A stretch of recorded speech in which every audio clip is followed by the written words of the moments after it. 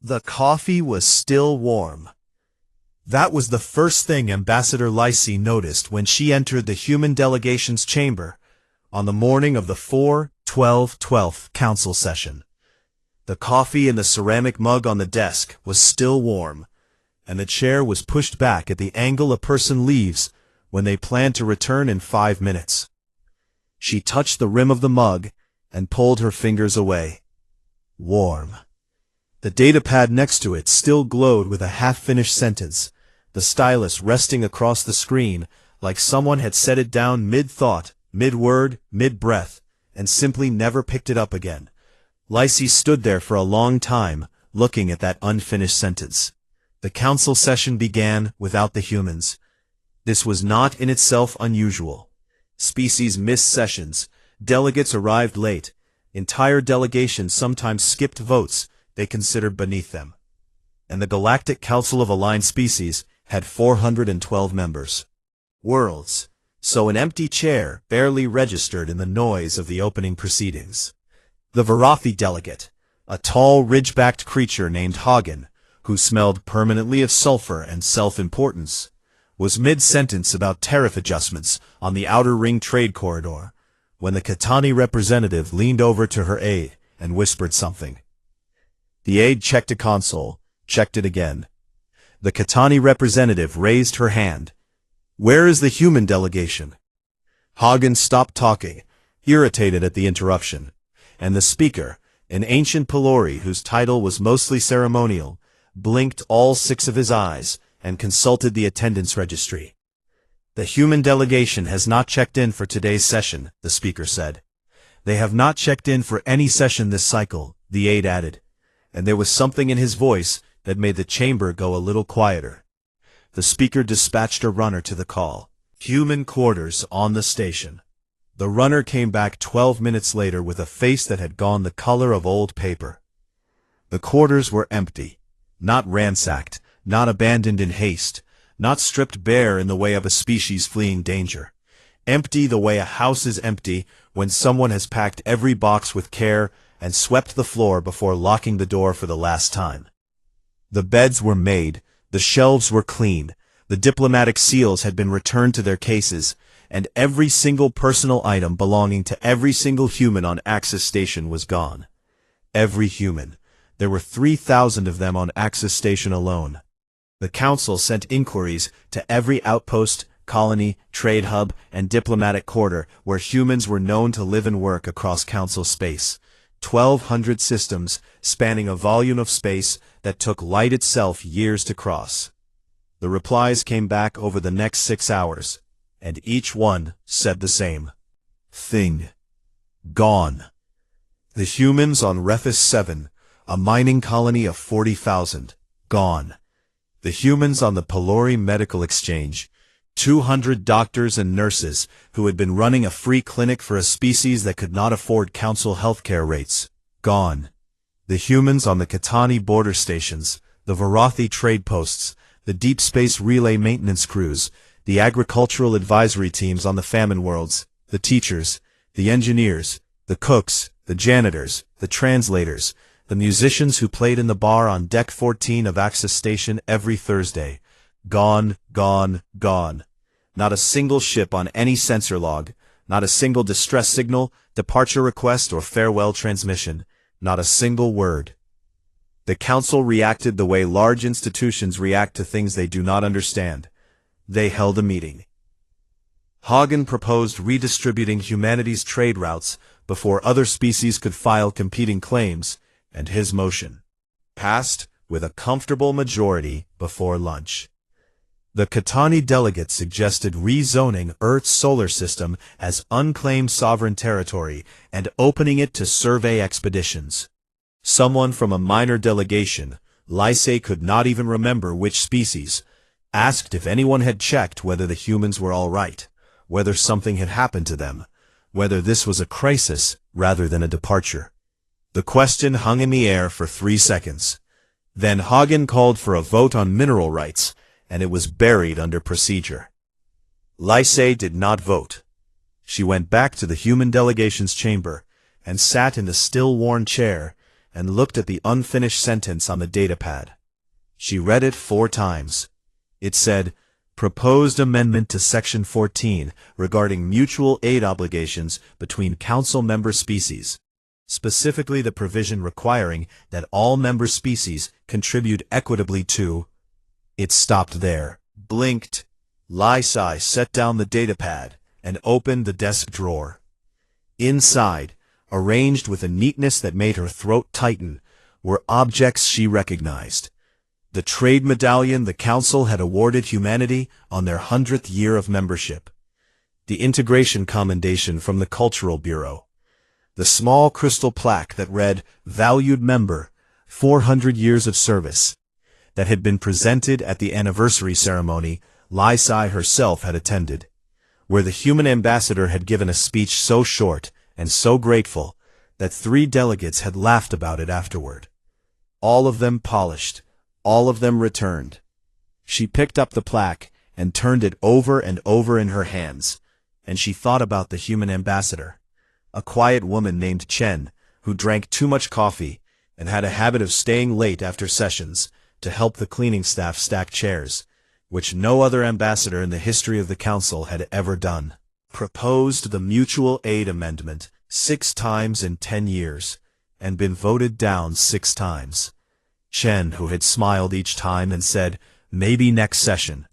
Chen, who had left her coffee warm and her sentence unfinished, and her gifts returned, and nothing else.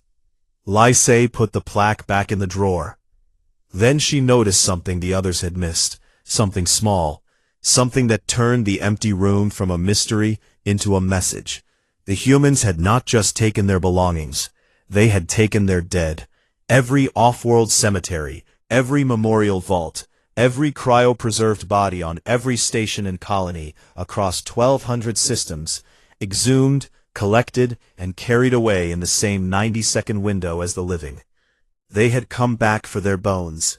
Lysai closed the drawer and sat in the silence of the empty room, and the coffee in the mug went cold, and the cursor on the datapad blinked and blinked and blinked at the end of a sentence. That would never be finished. Tivik heard the silence before he understood it. He was a signals analyst, a young Drenari, barely passed his certification exams, stationed at listening post 7734 on the outermost edge of Council-monitored space, where the galaxy thinned into nothing and the background hum of civilization faded to a whisper. And his entire job was listening to that whisper, cataloging the faint radio chatter and thermal signatures and gravitational microtremors that told the Council someone was out there, moving, living, being. He was good at his job in the way that lonely people are good at listening. On the 14th day after the humans disappeared, his instruments went quiet. Not all at once. It started as a thin line of dead air cutting across his sensor grid, a corridor of absolute zero signal where there should have been the usual cosmic noise, the hum of distant engines, the electromagnetic belch of stars doing what stars do. He recalibrated, stayed. It was 3 light-years wide. It was moving. Tivik pulled up his long-range array and ran a sweep, and what came back made him sit very still in his chair for a very long time. The corridor was not empty space. It was not a sensor glitch. It was not some natural phenomenon eating signal. It was a wall of perfect engineered silence, moving through the galaxy like a river through rock, swallowing every emission source in its path, and giving back nothing, not even an echo. Something was inside it. Something enormous. He cross-referenced the corridor's trajectory with the departure timestamps that had been flooding Council communication channels for 2 weeks. The reports from every station and colony and outpost confirming that their humans had vanished, and he ran the numbers 3 times, because the first 2 times he was sure he had made a mistake. He had not made a mistake. Every human in Council space had departed within the same 90-second window. 1,200 systems. Billions of individuals. 90 seconds. Tivik had grown up on a world where the trains did not run on time, where government offices closed for lunch and sometimes forgot to reopen, where getting 4 people to agree on dinner required a negotiation that could last until the restaurant closed. The idea of an entire species, billions of souls across 1,000+ star systems, executing a synchronized departure within 90 seconds was not just impressive. It was terrifying. He wrote his report with the careful precision of a young analyst who believed that data mattered, that truth rose to the surface if you presented it clearly enough, that the people above him would read it and understand. His supervisor, a Varathi named Dresh, who had been stationed at the listening post for 11 years and had learned to survive by never saying anything interesting, read the report in silence. "Is above our classification," Dresh said. "Yes," Tivik said. "That is why I am sending it to command." Dresh deleted the report. Tivik stared at the screen where his report had been. "The humans are a minor species," Dresh said, already turning back to his own console. "They contributed nothing of strategic value to the Council. Their departure changes nothing of operational significance. And filing a report about a shielded corridor that may or may not contain a migration fleet, that may or may not be human, will accomplish exactly one thing. It will put your name on a list of analysts who see threats where there are none. And that list is not a list you want to be on." Dresh said this the way someone recites a grocery list. Flat, rehearsed, already thinking about something else. Tivik went back to his station. He did not delete his personal copy of the data.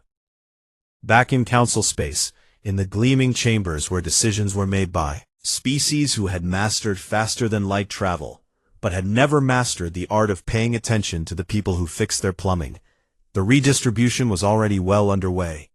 The Varathi had claimed 6 human trade routes, and were already running freight through corridors that human navigators had charted, human engineers had maintained, and human diplomats had negotiated access to over decades of patient, unglamorous work that nobody had ever thought to call important. The Katani had dispatched 3 survey ships to Earth's solar system and were cataloging resources with the efficiency of an estate sale. 14 smaller species had filed claims on abandoned human stations, and the Council's legal bureau was processing the paperwork with the enthusiasm of an institution that loves procedure more than justice. Nobody talked about the humans anymore. Not in session, not in the corridors, not in the dining halls where delegates gathered to trade gossip and favors. The humans were gone. Their stuff was being divided up, and that was that. Lysay talked about the humans. She talked about them to anyone who would listen, and several colleagues who would not, pulling at threads that led to places the Council had never bothered to look.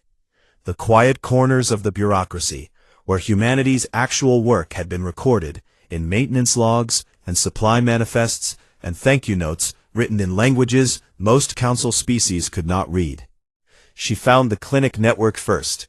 17 worlds, all of them in the outer ring, all of them populated by species too small or too poor or too politically irrelevant to merit Council healthcare funding. And on every single one, a human medical team had been operating a free clinic for decades, staffed by volunteers, funded by donations from human workers across Council space, treating patients who had nowhere else to go. Agronomists on famine-struck moons, teaching soil recovery techniques to farmers whose governments had written them off, working for years without pay or recognition because the alternative was watching people starve. She found the language project. This one stopped her. A human ethnomusicologist named Dr. Sarah Okafor had spent 31 years on a world called Tessith Minor, home to a species called the Rivari, who were dying, not from war or plague, but from the slow, grinding mathematics of a birth rate that could not keep pace with time. And Dr. Okafor had spent those 31 years recording everything, every song, every story, every lullaby a Rivari mother had ever hummed to a child. 12,000 songs in total, preserved in a database that was meticulous and loving and heartbreaking in its completeness. The Rivari were gone now. Their songs were not. because a human woman had decided they mattered. Lysée sat in her office and scrolled through the database and listened to a lullaby in a language no living creature spoke, sung by a voice that belonged to the last Rivari elder, recorded by a human who had no reason to be there except that someone had to be. She listened to it twice. Then she closed the file and sat in the dark for a while. 3 days later, Tivik resubmitted his report through an anonymous channel. It was deleted within the hour. He submitted it again. This time, his access credentials were revoked, his security clearance was downgraded, and a formal reprimand was placed in his file, citing pattern of alarmist reporting inconsistent with institutional standards. He was fired on a Tuesday. He packed his things into a single bag. Drenari did not accumulate much, and took a transport back to Savian space, and rented a small apartment above a noodle shop on a station that smelled like engine grease and old soup. He set up his personal equipment on the kitchen table. The silence corridor had stopped moving. It sat at the galaxy's edge, just beyond the reach of Council long-range sensors, enormous and patient and quiet. Not hiding, not approaching, waiting. On the 42nd day after the human departure, a Varathi freighter captain named As found herself stranded in a dead zone between relay stations. Her navigation array had failed. Her communication system could not find a signal. And her cargo of medical supplies for a Varathi colony was going to spoil in 6 hours if she did not get moving. She sent a broad-spectrum distress call and waited. 11 hours passed. No Council ship responded. Then her receiver crackled with a signal on a frequency so old she almost did not recognize it. The Human Emergency Band, a channel that had been standard across Council space for 3 centuries, maintained by human relay technicians who had kept it running long after the Council had officially moved to newer systems. 2 words came through. "You okay?" Os grabbed her transmitter and called back, her hands shaking, her voice cracking with relief and confusion and something she could not name. Static. The frequency went dead. She sat in her cockpit and stared at the receiver and replayed those 2 words in her head. Not "identify yourself," or "state your emergency," or "transmit your coordinates," the standard Council response protocol, but the thing a neighbor says when they hear a crash through the wall. "You okay?" A Council patrol found her 4 hours later. She told them about the signal. They did not include it in their report. The first clinic closed on a Monday. It was a small building on the surface of Dreth 4, a cold and gray world in the outer ring, where a species called the Cathari lived in underground warrens and came to the surface only when they were sick or dying. And for 26 years, the human clinic had been there waiting for them, staffed by 2 doctors and a nurse and a translator who had learned the Cathari language by living among them for a decade, sleeping in their warrens, eating their food, getting sick from their food, and getting better and eating it again. The humans left, and the clinic stood empty, and the Cathari came to the surface and found the door locked. The Council Health Bureau received the notification and flagged it as a priority issue and assigned a replacement team. The replacement team was still being assembled 4 months later. On Dreth 4, a child died of a respiratory infection that the human doctors had been treating successfully. A simple nebulizer protocol for years. A protocol so basic it could have been administered by anyone with 15 minutes of training. But no one on Dreth 4 had those 15 minutes of training, because no one on Dreth 4 had ever needed to learn, because the humans had always been there. That was the first death. It was not the last. Across 17 worlds, the clinic closures cascaded, like dominoes falling in slow motion, each one revealing the same terrible truth. The humans had not just been providing healthcare. They had been the healthcare. The entire system, the doctors and the nurses and the supply chains and the training programs, and the relationships with local communities built over decades of showing up, day after day, year after year, learning names and remembering birthdays, and sitting with dying patients not because it was required, but because no one should die alone. You cannot replace that with a memo. The Council tried. Replacement teams to 3 of the 17 worlds, the 3 that were closest to major shipping routes and therefore cheapest to reach.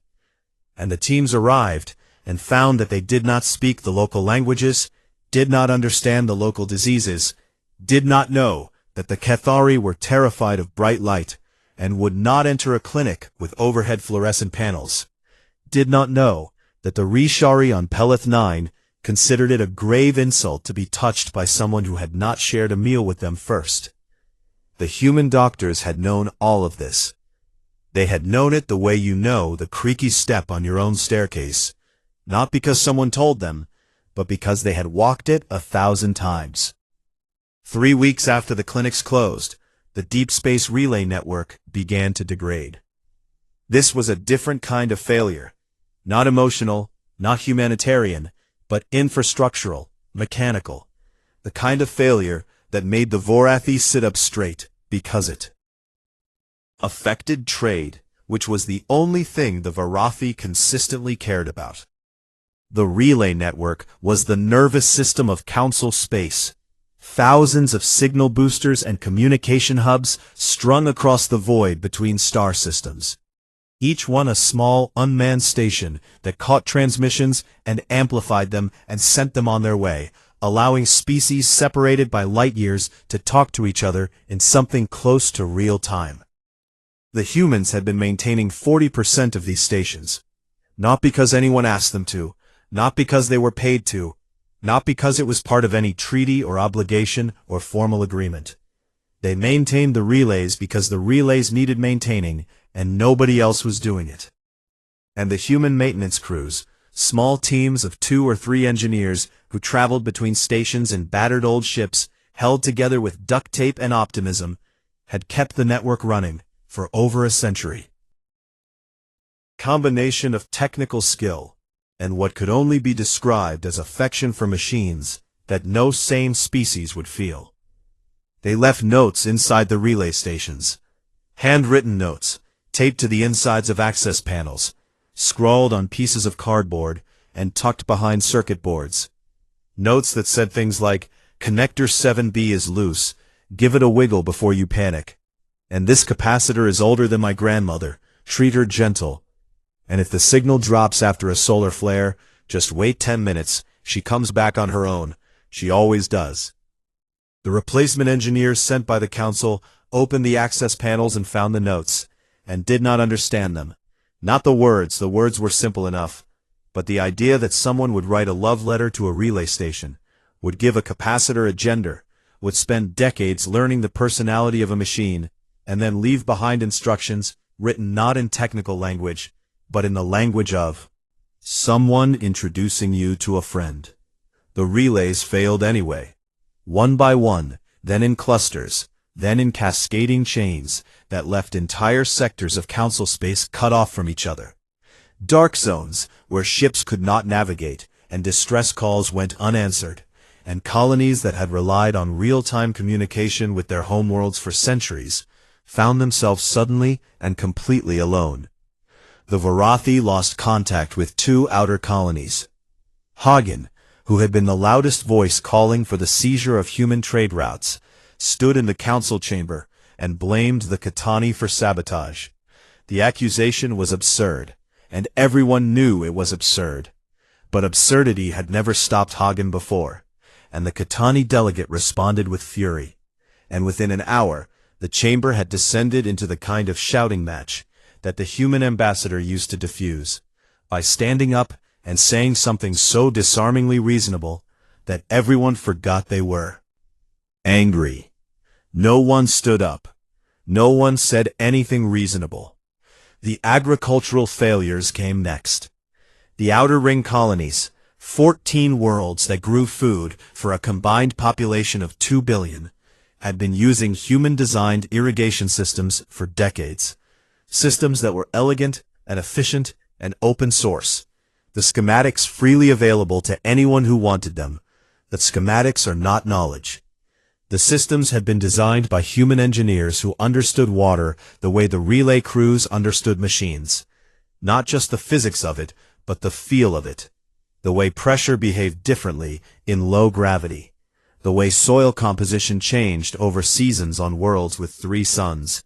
The way a pipe junction, built to spec on paper, would fail in practice unless you angled it 2 degrees off true, to account for thermal expansion, that the spec did not mention, because the spec had been written on a temperate world, and this was not a temperate world. Human engineers knew these things, because they had stood in the mud and watched the water flow, and adjusted and readjusted, and written their own notes, more notes, always notes, handwritten and taped to pipes and tucked into junction boxes. She pulls left in summer, and don't trust the gauge, taste the water, you will know. The replacement crews read the schematics and followed them exactly, and the systems failed, and the crops died, and the famine began. Lysay tracked all of it. She kept a file on her personal datapad, a growing catalog of failures, each one traced back to a human absence, each one revealing another thread in the invisible web that humanity had woven through the fabric of council civilization over 4 centuries of quiet, uncelebrated, uncompensated work. She found the human ambassador's personal logs on a backup server, left unencrypted, which Lysay understood was not carelessness, but a message. The logs spanned 15 years of Ambassador Chen's service. They were mostly mundane, meeting notes, draft proposals, lists of colleagues' birthdays that Chen tracked so she could leave small gifts on their desks, a habit that had confused and then charmed and then been taken for granted by every delegate who received one. The last entry was dated the morning of the departure. It contained one line: "They never once asked us to stay." Lysay read it and closed the file and opened it and read it again. In his apartment above the noodle shop, Tivik tracked the silence corridor on equipment he had bought with his severance pay. Civilian sensors, limited range, but enough to confirm what he already knew. The corridor had not moved. It sat at the edge of the galaxy like a held breath, enormous and patient, shielded and silent. And inside it something was alive, and waiting, with a patience that suggested it had been waiting for a long time, and was prepared to wait longer. His noodles, and watched his screens, and thought about the number 90. 90 seconds. Every human in the galaxy moving as one. What kind of species does that? What kind of species can do that, and chooses not to? Chooses instead to spend 400 years fixing pipes, and stacking chairs, and learning the languages of dying worlds, and writing love letters to machines? What kind of species does all of that, and then leaves without a word? The kind that was never going to stay forever. The kind that was waiting to be asked. 6 months after the humans left, the Varathi and the Cathani went to war over a space station neither of them knew how to turn on. The station was called Midpoint, a massive human-built structure that had served as a neutral trading post on the border between Varathi and Cathani space for over 200 years, designed and constructed and maintained by human engineers who had somehow convinced 2 species that hated each other to do business in the same building without killing each other. The trick, Lysay would later learn, had not been architectural.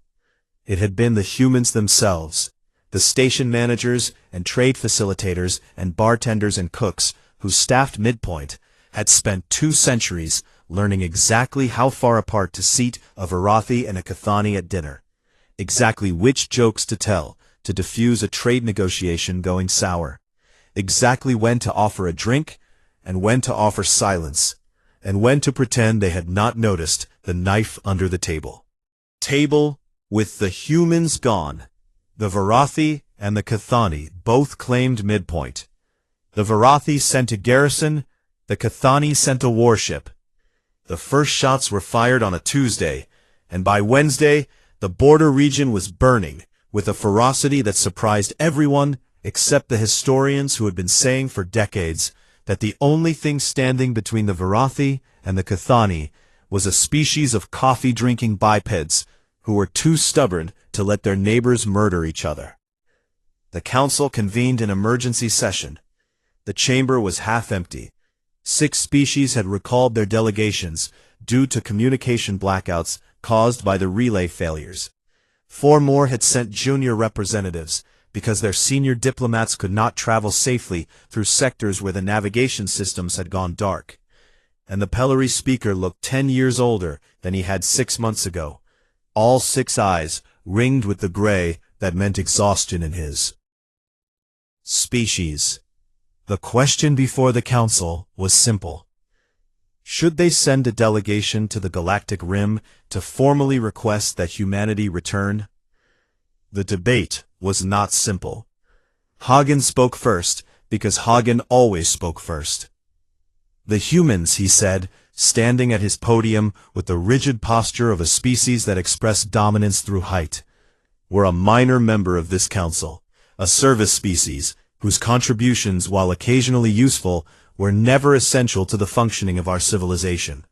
And I find it offensive, genuinely offensive, that this body would consider debasing itself by going hat in hand to a species that chose to abandon its obligations without so much as a formal notice of withdrawal.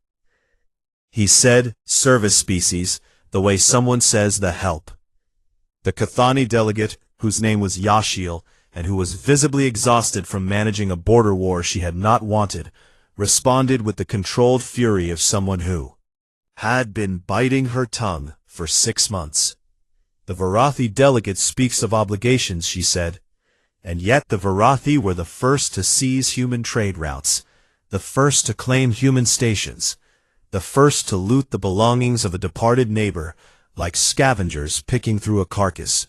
If anyone in this chamber has debased themselves, it is not the species considering a polite request. Hagen's ridgeback flushed purple, which meant rage. The smaller delegations watched this exchange the way small animals watch large predators fight. Very still, very quiet, calculating escape routes. A delegate from a species called the Myreshi, a small, quiet, easily overlooked people who had never once spoken in a council session in their 80 years of membership, raised his hand. The speaker, so surprised that he nearly forgot procedure, recognized him. We would like to state, the Myreshi delegate said in a voice barely above a whisper, that the human clinic on our homeworld delivered 4,000 of our children over the last 30 years. And since its closure, our infant mortality rate has increased by 300%. And we do not care about trade routes or pride or who debased whom. We would like our doctors back. The chamber went quiet. Not the polite quiet of a pause between speakers, the quiet of a room that has just heard something true. Lysie stood. She did not go to her podium. She walked to the center of the chamber floor, which was technically against protocol. But no one stopped her because there was something in the way she moved that suggested she had been preparing for this moment for a very long time and was not interested in being redirected. She carried a datapad.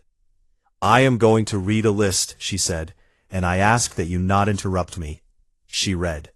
She read the names of worlds where human clinics had saved populations from extinction. Helith 9, Tessith Minor, Growl's Landing, the ice moons of Selkith, the acid flats of Vorn, where no other species would set foot, and where a human doctor named Yoon had treated burn victims for 19 years, in a clinic she built herself from salvaged ship parts. She read the dates of famines prevented, 7 in the last century alone, on worlds that had never sent the humans a single thank you note. She read the names of relay stations maintained, navigation corridors charted, trade disputes mediated, border conflicts diffused, refugees sheltered, languages preserved, songs recorded, dead honored, living healed. She read for 40 minutes.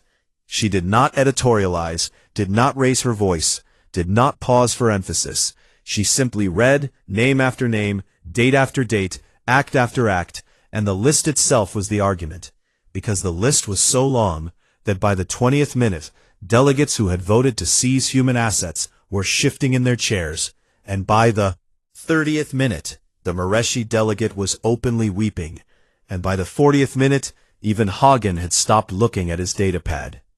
She finished. The chamber was silent. "We are not being asked to debase ourselves," Lysay said. "We are being asked to acknowledge that for 400 years, a species we called minor and a service class carried the weight of our civilization on its back, while we pretended it was weightless, and they left not because they hated us, but because we never once, not once in 4 centuries, told them they mattered." She set down the datapad. "I move that we send a delegation." The vote was held immediately. It passed, barely. 112 in favor, 97 against, 43 abstentions. The Varathi voted no. Hagen, casting his vote, did not look at Lysay. He did not look at anyone. The delegation was assembled in 3 days, a small ship, a skeleton crew, and a diplomatic one. Team of 4, led by Lysay, who had volunteered before the vote was even counted. They needed a signals analyst, someone who could navigate the silence corridor, who understood its frequency signature, who had been tracking its position for months on civilian equipment from an apartment above a noodle shop. They found Tivik. He was eating noodles when the message came through on his personal console, a formal request from the Council's Office of External Contact, signed by Lysay, asking if he would be willing to serve as signal specialist on a diplomatic mission to the Galactic Rim. He read it twice. He put down his noodles. He packed his bag, the same bag he had packed when they fired him, still half unpacked because Draenari do not accumulate much and do not unpack unless they plan to stay. On the morning the delegation ship launched from Axis Station, Lysay visited the human delegation's chamber one last time. The coffee mug was still on the desk. Someone had cleaned the room around it, but left the mug. Whether out of respect or negligence, Lysay could not tell. And the mug sat there with its dark ring of dried coffee, like a small monument to a person who had pushed back her chair and walked away, and never come back. Lysay opened the desk drawer. The gifts were still there. The medallion, the commendation, the plaque. She put them in her bag. Then she found something she had missed before. Wedged behind a panel at the back of the drawer, a folded piece of paper, actual ink, the kind of physical writing that the human ambassador had insisted on using, because she said some things should be written by hand. Lysay unfolded it. The handwriting was small and steady and careful. The handwriting of a woman who had spent 15 years drafting proposals that no one read, and smiling when they were rejected, and showing up the next morning to try again. It said, "We did not leave because we were angry. We left because we were tired. There is a difference, one you can fix." Lysay folded the note and put it in her pocket and walked to the ship, and did not look back at the station where 400 years of human presence had been reduced to a coffee ring and a half-finished sentence and a drawer full of polished gifts that nobody had earned. The silence corridor opened for them like a mouth. Not all the way, a channel, narrow and precise, carved through the wall of engineered quiet, just wide enough for one ship to pass through single file. And on either side of the channel, the silence pressed in so thick that Tivik's instruments registered it as a physical presence, a density of nothing that should not have been possible, and yet was. He guided the ship through with his hands shaking, and his eyes on the instruments, and his mind doing math he did not share with the rest of the delegation. Math about the energy required to generate a silence field 3 light-years wide. Math that made his stomach feel like it was trying to leave his body through his throat. The channel was 12 hours long. No one on the ship spoke for the first 6. Lysay sat in the observation deck and watched the nothing pass by, and thought about Ambassador Chen folding paper in her office at 3 in the morning. Notes in a language made of curves and lines that took years to learn, leaving behind words she could have typed in seconds, but chose to write by hand because she believed that effort was a form of respect. At hour 7, Tivik called them to the bridge. "You need to see this," he said, and his voice had gone very quiet, in the way that voices go quiet when the mouth has run out of words big enough for what the eyes are seeing. The corridor opened. Before them, arranged in a constellation that stretched across a volume of space larger than most council member territories, was not a fleet. It was a civilization. Generation ships the size of cities hung in perfect orbital patterns around habitat rings that gleamed with green, actual green, the green of growing things, of forests and fields and gardens, tended by hands that had once tended the gardens of other worlds for free. And between the ships and the rings moved smaller vessels in patterns that looked chaotic until you watched long enough to see the order in them, the rhythm of a living society going about its day. There were schools. Tivik could see the transmissions, educational frequencies broadcasting lessons in human languages and in dozens of others, the languages of council species and of species that no longer existed, kept alive in classrooms where human children learned to speak the words of the dead so that someone would remember. There were hospitals, medical stations broadcasting open frequencies, their systems humming with the same quiet competence that had characterized every human clinic the Council had ever ignored. There were farms, orbital and surface, on moons and asteroids that the humans had terraformed with the same patient stubbornness they had brought to every irrigation system on every famine world. The stubbornness of a species that looked at a rock floating in the void and said, "This could be a garden." True. Lysay looked at it and understood. They had not been planning to leave. They had been planning to survive leaving, for decades, maybe longer, maybe since the first time the Mutual Aid Amendment was voted down, maybe since the first time a Varathi delegate called them a service species, maybe since a 6-year-old girl named Mira was told on her birthday that she was a guest in someone else's house. They had been building this, quietly, in the spaces between the work they did for everyone else, constructing in secret the home they had never been given. Not a retreat, not a fortress, a garden. The delegation was escorted to a meeting station at the edge of the fleet, a small structure, unadorned, with a table and chairs, and a window that looked out at the stars, and at the great sprawl of human civilization floating in the dark like a constellation that had decided to stop being distant and start being alive. Them was not a politician. Lysay recognized her from the files. Dr. Sarah Okafor, the ethnomusicologist who had spent 31 years recording the songs of the dying Rivari, who had then gone on to build the free clinic network on 17 worlds, who had delivered 4,000 Mareshi children and treated 19 years of burn victims on the acid flats of Vorn, and who was now apparently the person the humans had chosen to speak for them, which told Lysay everything she needed to know about what the humans valued. Okafor was older than Lysay expected. Her hair was white, and her hands were steady, and her eyes had the particular quality of someone who has seen a great many people die, and has chosen to keep going, not because the grief gets lighter, but because stopping is not something her body knows how to do. She did not stand when they entered. She did not smile. She looked at Lysay and at Tivik and at the 2 junior diplomats who were trying very hard to look like they were not terrified, and she said, "Thank you for coming. It was not warm. It was not cold." It was the voice of a woman who had spent a lifetime being thanked by no one, and had learned to say the words herself because someone should.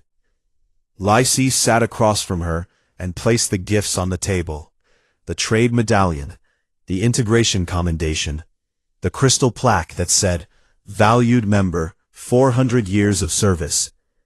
And then she placed the note beside them, the folded paper with Ambassador Chen's handwriting. And Okafor looked at the note, and her jaw tightened in a way that was almost invisible, but that Lysy saw, because Lysy had spent 6 months learning to read the language of human restraint. "We are not here to bargain," Okafor said. "We are not here to negotiate terms or trade concessions or discuss reintegration frameworks. The Council sent you to ask us to come back, and we are not going to answer that question today." "Why did you let us through?" Lysy asked. "Because we want to know one thing." Lysy waited. "Did you notice?" 2 words. 2 words that contained 400 years of uncelebrated labor, of clinics built, and pipes fixed, and chairs stacked, and relays maintained, and songs recorded, and dead buried, and living saved, and none of it acknowledged by the civilization that benefited from it every single day. "Did you notice the crops? Did you notice the clinics? Did you notice the relays going dark, and the famine spreading, and the languages dying, and the 3 in the morning repairs that kept your stations running while you slept? Did you notice the shoe in the corridor on Axis Station, the one that belonged to a girl named Mira, who was born there and raised there, and loved that station the way children love the only home they have ever known, and was told by a man who had never fixed anything in his life that she did not belong? There. Did you notice what we were doing while you called us minor?" Lysy reached into her bag and pulled out a document she had drafted on the ship, handwritten, on actual paper, in ink, because she had learned from Chen that some things should cost you the effort of your own hand. It was an apology, not from the Council. The Council had not authorized it, had not been consulted, had not even discussed the possibility, because the Council was still arguing about trade routes, while its communication network collapsed, and its people starved, and its 2 largest members shot at each other over a building they could not operate. It was from Lysy. It said in simple language that she had rewritten 11 times to make sure every word was exactly right and exactly true. "Some of us noticed, not enough of us, and not in time, and I am sorry. I am sorry for every clinic we did not fund, and every amendment we voted down, and every birthday gift that Chen left on our desks that we accepted without asking who had left it. I am sorry for the shoe. I am sorry that a child was told she was a guest in her own home. I am sorry that we were the kind of civilization that needed to lose you before we could see you." Okafor read it. She read it again. She folded it and set it beside Chen's note, and the 2 pieces of paper sat there on the table, like 2 halves of a conversation that had taken 400 years to begin. "We are not coming back," Okafor said. The junior diplomats looked at each other. "Not today," she continued. "Maybe not ever. But we are going to leave the channel open. Any ship can enter. Any species can visit. The clinics are running again here on the rim, and they are open to anyone who makes the trip. We are not closing the door." She looked at Lysy. "We are just not walking back through it for you." Lysy nodded. She understood. "With your mind, but with the part of you that knows what it feels like to give and give and give and never be seen. To pour yourself into the foundation of something that does not know your name." The delegation left the way they came, through the narrow channel in the silence, single file, the great civilization of humanity glowing behind them like a city on a hill that had been built by people who were told they were not architects. Tivik filed his report. This time it was not deleted. He requested a permanent posting at the Rim Relay Station, the closest Council outpost to the corridor entrance, and his request was granted because nobody else wanted the assignment, which was, he thought, exactly the kind of job the humans would have taken. He set up his equipment, and he listened. On his 43rd day at the post, he picked up a signal. Not a transmission, not a message, not a coded communication, just sound, leaking from a habitat ring on an open frequency that someone had forgotten to shield. Children laughing. Human children, running and shouting and laughing in the way that children laugh when they are not performing happiness, but simply experiencing it. The unself-conscious joy of small people in a place where they are allowed to be loud. Tivik listened for a long time. He did not file a report. He did not tell anyone. He sat in his small station at the edge of the galaxy and listened to the sound of children laughing in a home that their parents had built with hands that were tired of building for people who never said thank you. And the sound carried across the silence, like light carries across the dark. Not because anyone aimed it, but because that is what light does. It reaches. Back in the council chamber, the human ambassador's chair sat empty. The coffee mug was still on the desk. The cursor on the datapad still blinked at the end of an unfinished sentence about mutual aid, PMC. And the council, for the first time in its long and self-important history, had to sit with a question it could not vote away, or table for next session, or bury under procedure. The question was not whether the humans would come back. The question was whether the council deserved to ask. And the answer, the real answer, the one that would take a generation to speak honestly, sat in the silence between stars, where a species that had been called minor had built something no minor species could build, and left the door open, and waited not with anger, but with the exhausted patience of someone who has always known they mattered, and is tired of being the only one who knows.